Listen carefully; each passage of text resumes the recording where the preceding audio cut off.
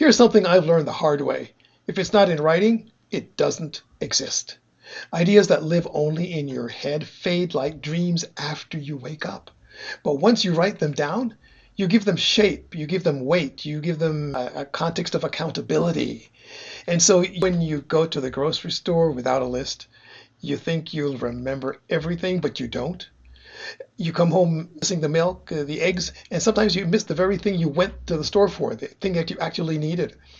That's what happens when your goals, when you don't write them down, they slip and they scatter. Psychologists have shown that writing doesn't just record memory, it activates the brain differently. When you physically write something down, you light up multiple regions of the brain at one time. The motor cortex, because your hand is moving, the visual cortex, because you're seeing the words, and the reticular activating system, the filter in your brain that tells you what to notice and what to focus on. That means the very act of writing trains your brain to tag your vision as important, like a GPS marker. You'll start noticing opportunities, connections, and resources you would have overlooked before. That's why even in the Bible, in Habakkuk 2 verse 2, it says, "Write the vision and make it plain, that he may run who reads it." Writing isn't busy work, it's an ignition system.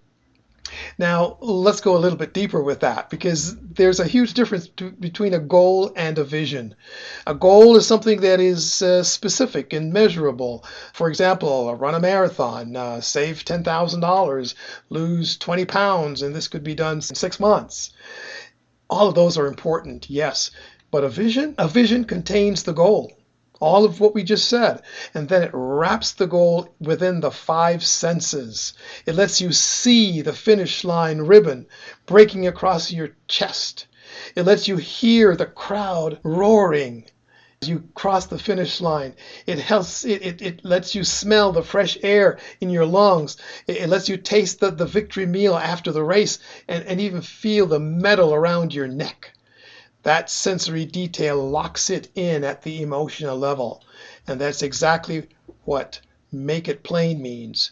Don't just write down a vague sentence, paint it so vividly with words and sensory detail that you and anyone who reads it can run toward it with clarity and energy. Think about Walt Disney when he envisioned Disneyland. He didn't just see rides and buildings. He imagined the smell of popcorn on Main Street, the sound of children's laughter, the sparkle of fireworks in the night sky, and the feeling of families, what they would have as they walk hand in hand into the world of joy. That vision carried him through years of obstacles until the dream became real. That's the psychology of a personal vision. It bypasses logic and speaks to desire. Goals move your hands, but vision moves your heart. And what moves your heart will move your life. But here's the enemy. Vague wishes. Someday I'll get healthy. One day I'll write that book. And those aren't visions. That's fog. And fog is where procrastination hides. So remember this. A goal sets the target. A vision sets your soul on fire. And here's how you make it real. Grab a sheet of paper right now. Right now, grab a sheet of paper, grab a pencil and paper, grab a pen, just grab it.